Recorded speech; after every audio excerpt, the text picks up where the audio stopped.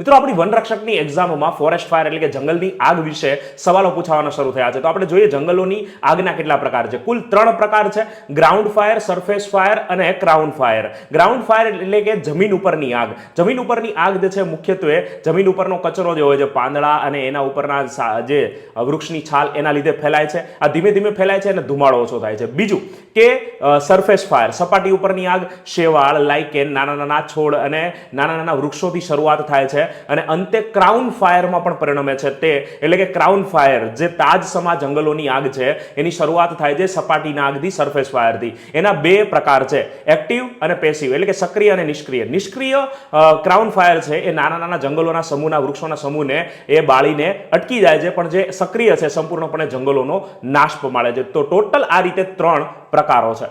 તો આવી most IMP મહત્વની માહિતી મેળવતા રહેવા માટે YouTube ઉપર આપણી અધિકારી ચેનલ સબસ્ક્રાઇબ કરી દો. જય હિન્દ.